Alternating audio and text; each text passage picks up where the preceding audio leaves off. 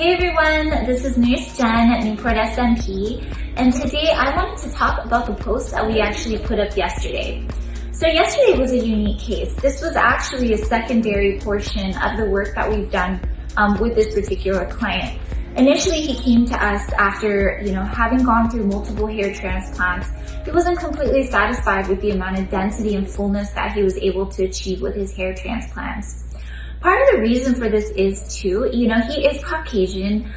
His hair is a little bit more fine. It's not as dense or as thick as, other ethnicities. So when you get a hair transplant, a lot of times the expectation is you're going to get 100% correction with your transplant. And almost never is that the reality, because here's the deal. The way it works is the average person is born with about 100,000 hairs on the top of their head. The way perception works is you don't even recognize that your hair is thinning until you've lost about 50%. So basically, by the time you notice you are beginning to have a problem, you've already lost approximately 50,000 hairs. So let's go back. If you are starting to notice, most likely you're not, at the point where you're willing to go, do the most extreme intervention, being like a hair transplant. So most likely you probably lost about 75% of your hair before you were willing to do something about it.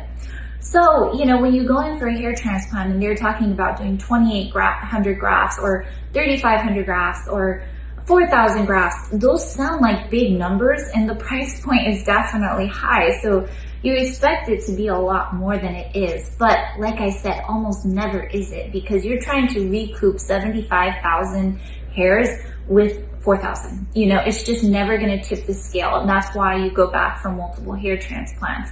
And that's just the reality of it. I definitely think it's worth it. I mean, there's some things you can only achieve with a hair transplant. But having SMP as an option to really complete the look and add, even more value to what you've had done is definitely an option that you should consider. The next issue is like what we dealt with yesterday is, and getting rid of that, and camouflaging that FUT scar. This case was unique because this gentleman actually had two parallel scars.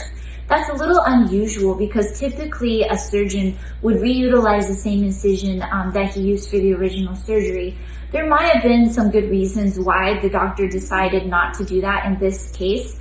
One could be, perhaps there was concerns with compromised blood supply, or perhaps he thought he would get more viable donor if he started over in a new surface area. So case in point is, you'll have two scars. They both need to be addressed. So when I was addressing this particular incision, basically the first thing I did is I addressed the initial scar first. The next thing I always do when I'm doing any scar is I'm constantly zooming in and zooming out. I'm looking very close at the actual incision, and then I zoom out and look at the surface area above and below. So as you can see, he had some thinning above and below and at the in-between point between the two scars. Part of the reason why you start to lose hair around the incision is because when the surgeon closes the incision, he has to proximate it. In order to do that, he has to undermine the skin above and below the incision so that everything lines up properly and you can get as minimal step off or, you just want everything to line up properly so there's no dog ears or step off point that's super visible. Another reason why you do also experience hair loss in the incision line is because when they're actually doing the physical cutting, they actually do transect through a certain amount of hair follicles, causing further damage and hair loss in the surrounding areas. So that does compromise the blood supply, which can lead to a little bit of loss in the surrounding areas. Also, in between phase is you can see that part in the middle has a lot of sparseness. So basically I addressed the initial scar and then I blended above and below to really give it a complete and finished look.